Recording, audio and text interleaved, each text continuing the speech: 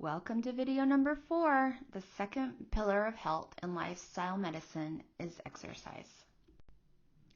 We are going to cover why exercise is essential, define the what about exercise, and give some helpful tips of how to get more exercise. Okay, let's talk about why exercise is important to your body. Exercise benefits all 11 of your body systems. I will tell you a few benefits per system so we don't go down a rabbit hole and make this video longer than it needs to be. Let's start with your circulatory system or your heart and blood vessels. Exercise strengthens your heart to be more efficient at pumping, so your resting heart rate is lower in the long term. Exercise lowers the bad cholesterol, the LDL cholesterol, and that works to prevent a buildup of plaque in your arteries, and it raises the scrubbing bubble HDL cholesterol. The HDL cholesterol absorbs the bad LDL cholesterol and takes it back to your liver to get rid of it. Exercise also reduces your blood pressure, so all of this protects you from heart attacks, strokes, and diabetes. The digestive system is impacted to relieve you of constipation and help with better digestion at rest. The endocrine system is your hormones that help regulate certain bodily functions, including growth, sexual development, and metabolism. Exercise helps these hormones to be produced and released, as well as helping to lower your blood sugar and insulin levels. Taking a walk after you eat helps to burn what you just ate and prevents less insulin from needing to be released. The immune system is strengthened from exercise to protect you from diseases and illnesses. Avoid exercising so much that it has the opposite effect and you can become run down and your immunity declines. So finding that in moderation with exercise. The dermatological system is your skin. Blood flow improves to the skin when you exercise, as well as the body's ability to cool. The benefits of exercise on the muscular system is that it strengthens your muscles, builds endurance, makes you more flexible. It increases your muscle mass, giving you more energy, or mitochondria. Your nervous system, exercise facilitates new brain cells and number of pathways for oxygen, energy, and waste products from the brain. Better cognition or thinking abilities, enhanced alertness, and less stress levels. Reproduction systems are with moderate intensity. Exercise has been shown to increase the quality of the sperm in men and improves a woman's menstrual cycle, ovulation, and fertility. The respiratory system is benefited by exercise. It improves the flow of air volume and lung capacity for an increased capacity to perform work or sustained physical activity. Your skeletal system, exercise gives you more fluid in your joints that is oil-like for movements and prevents the cartilage from drying out. Your bone density also increases to make you resistant to injuries with a faster recovery time. And lastly, your kidney or urinary system. It has a lot of technicalities that exercise helps with blood pressure, the pH or the acidity or alkalinity of your balance of your blood, maintaining fluid balance, and the rate your kidneys filter your blood. Let me tell you a few more benefits of exercise that has an overall well-being effect on the body. When a person has depression or anxiety, regular exercise decreases depression and anxiety, their levels, and increases a person's quality of life. Studies have shown that a regular routine of working out 30 minutes a day for 5 days per week is as effective as the use of antidepressants over the course of 6 to 8 weeks. BDNF is brain-derived neurotrophic factor, if I can say it, and it's a protein produced in the brain and is described as a Miracle-Gro for the brain. For you non-gardeners, Miracle-Gro is nutrient-dense soil you use for plants you want to thrive. So therefore, BDNF combines with hormones to grow brain cells and protect and repair neurons, or your brain cells, from injury and degeneration. We can increase the number of our brain cells with regular exercise. I think that's pretty awesome. You've heard of the runner's high. It is true that endorphins are released that make you feel good, but also serotonin that enhances your mood. This explains how you feel less depressed or anxious, as serotonin is so important. Exercise also increases levels of dopamine, norepinephrine, and other natural brain chemicals or hormones that help your mood. The last effect I will talk about is how exercise gets your brain into a relaxed state after exercise that are called alpha waves. Alpha waves happen when you are meditating, daydreaming, practicing mindfulness, or relaxing. This state opens your brain to creativity. Beta waves happen when you're focused on conscious thought and logical thinking. We all need to take a break for our brains, and it's especially helpful to unlock some creativity for our problem solving. I hope you can see by now what I've explained so far, that exercise is medicine, and that exercise can help you not only live longer, but to also live a life with more quality. Now that we are convinced of the benefits of exercise and how its effects can greatly improve our health, let's talk about the what of the aspects there are to fitness. Knowing these components is beneficial so you can focus on these aspects into your fitness routine. The first is cardiovascular endurance, also known as aerobic fitness. Aerobic means using oxygen. This is the body's ability to take in, deliver, and utilize oxygen. This involves the heart, lungs, and complex processes of how your body uses and stores energy. The more fit a person is with taking in, delivering, and utilizing oxygen, the more aerobically fit that person is considered to be. Next is muscular fitness. This is defined by the ability of the muscles to do what the person wants when they want to. There are two components here with the muscles: muscular endurance and muscular strength. Muscular endurance is the muscle's ability to exert submaximal force for an extended amount of time. So cross country, you're not sprinting, but you are using your muscles for a lot longer than that sprint, but you're not having your full force for that whole time. Muscular strength is the ability of a muscle or muscle group to exert maximal force. So the endurance is that you can do it submaximally, and the strength is that you're lifting a lot, the maximal amount that your body can do. Flexibility is a component to fitness that sometimes gets overlooked. We strengthen our muscles, but we need to lengthen the muscles with stretching. Flexibility is defined on how much of range of motion a person has in each skeletal joint. The last component on this slide of fitness is body composition. This is defined as the ratio of fat a person has to their fat food tissues, like muscles, bone, water, and protein. Having excessive ratios of fat puts a person at risk for many diseases. Here are 6 more aspects to fitness that are skill related. So this is something you might work on if you're on a basketball team or football team or something. Speed, power, agility, coordination, and reaction time. As you can imagine, these skills help you not only in pickleball, but in case of an emergency or to avoid injury, like having better balance and coordination to avoid falling. You're welcome to pause here if you want to read through these. Ask yourself these questions to determine your level of fitness. Do you have difficulty moving a heavy object from one point to another? And I guess it depends on how heavy it is, right? Do you have energy to do the things you want or need to do? Do you have trouble lifting things over your head, that range of motion of your shoulders? Do you suffer from any aches or pains? It is helpful to know if your fitness routine is getting harder, stays the same, or has gotten a lot easier to determine your progress.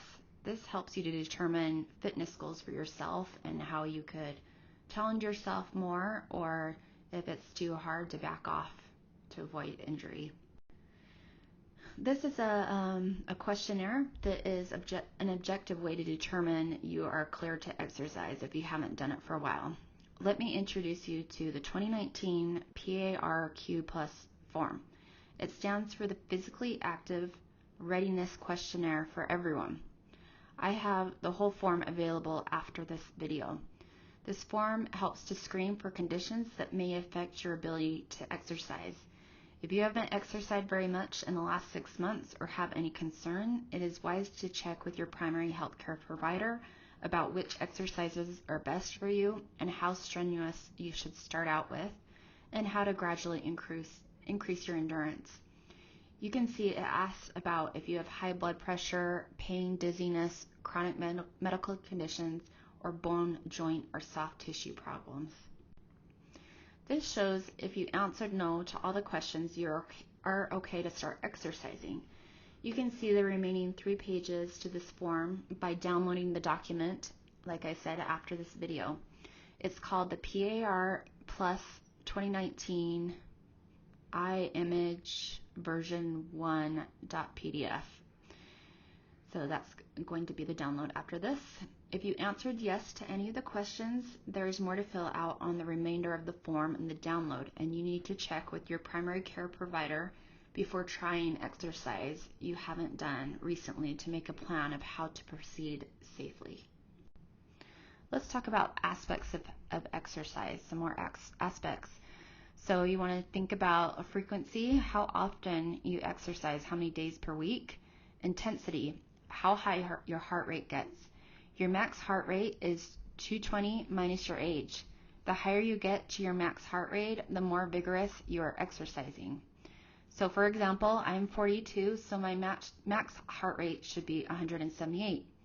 I'm often at 180 when I do high fitness. Little plug for that, such a fun workout. But going for a long walk, I am closer to 120 beats per minute.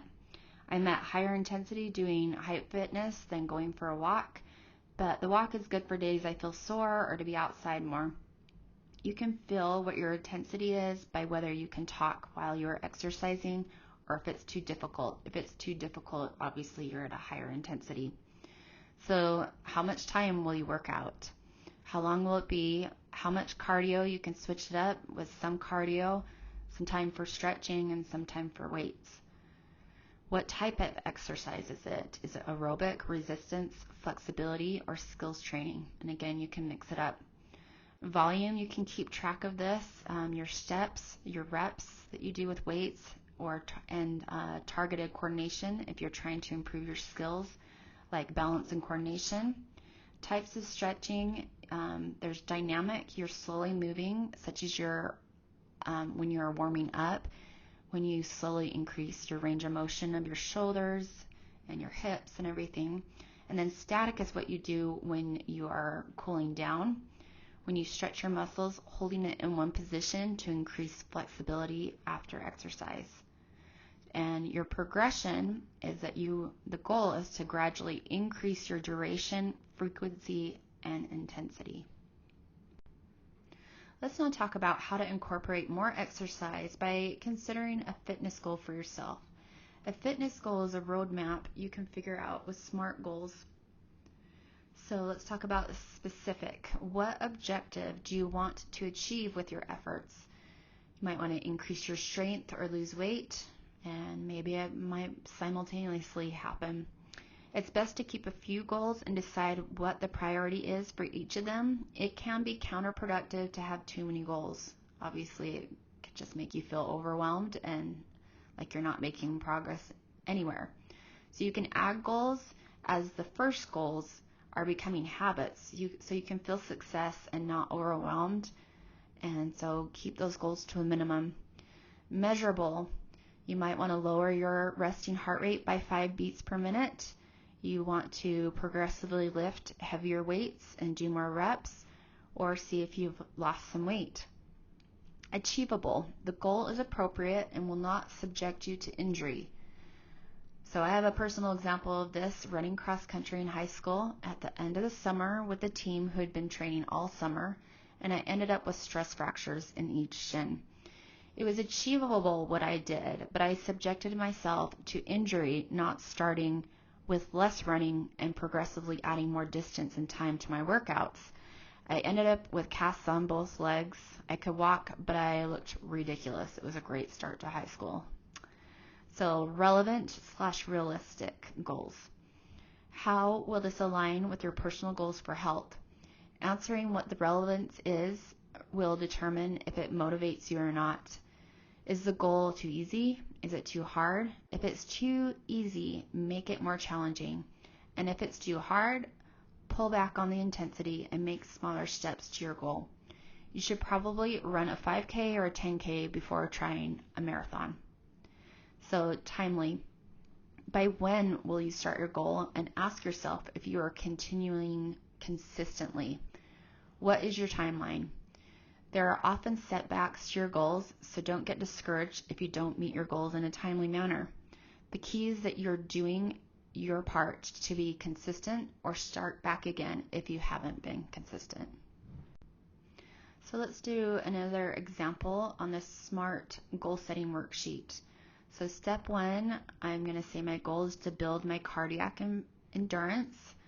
Going to make some specifics about it. I want to have greater endurance during hikes and mountain biking. And so how I'm going to do it, high fitness 2 days a week, go for 45-minute walks once a week, ride stationary bike once a week, and where I can add some mountain biking in there once or twice a week. The third one, where is going to be at the church, in my neighborhood, on mountain bike trails, at home.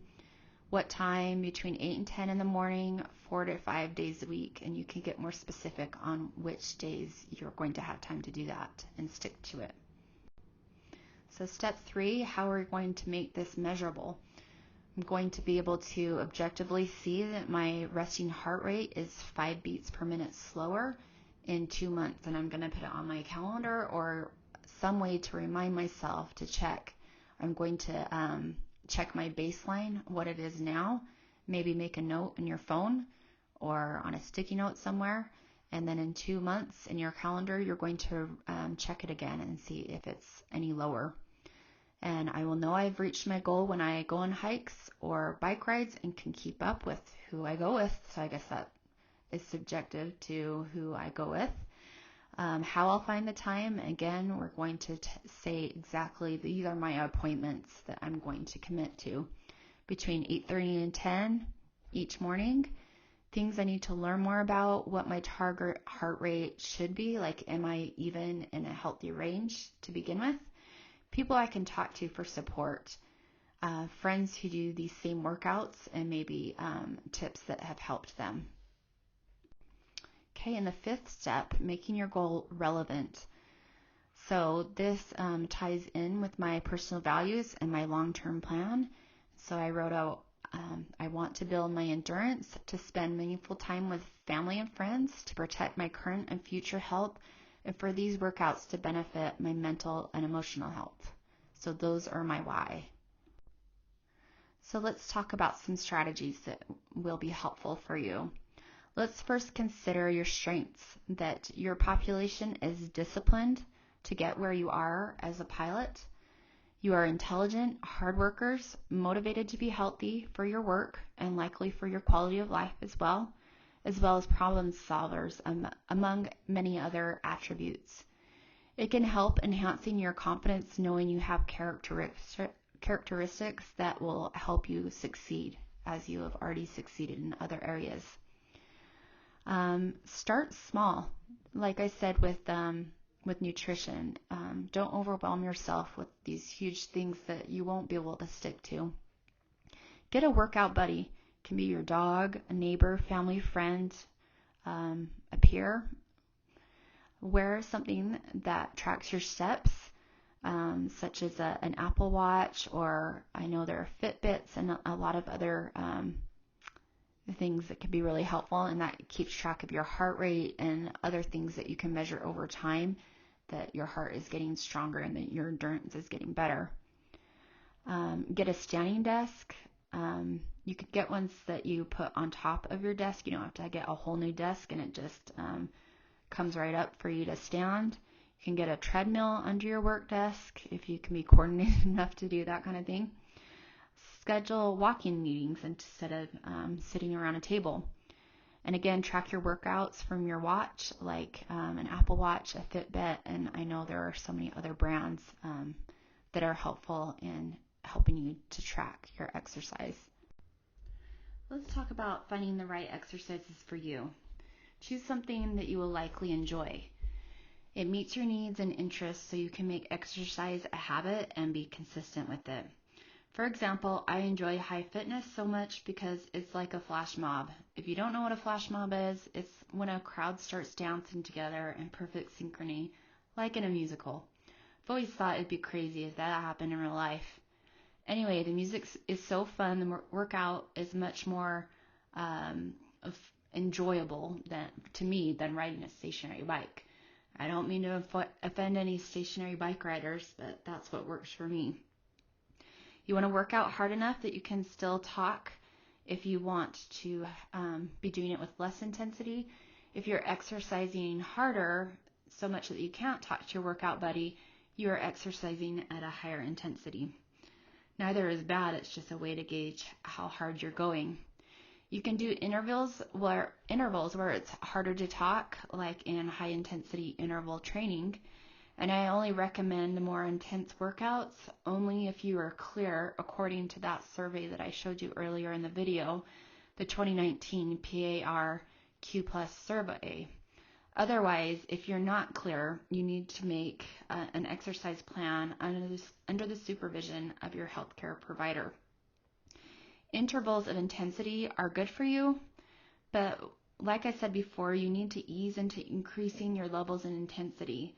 There are reasons why you can't go from working out less than 3 times per week for the last 3 months to training for an Ironman triathlon.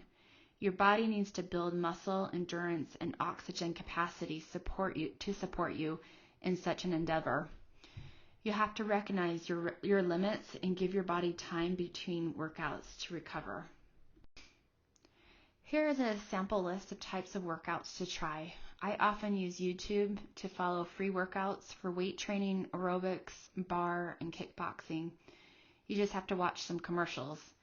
Yoga is another favorite of mine because stretching feels so good.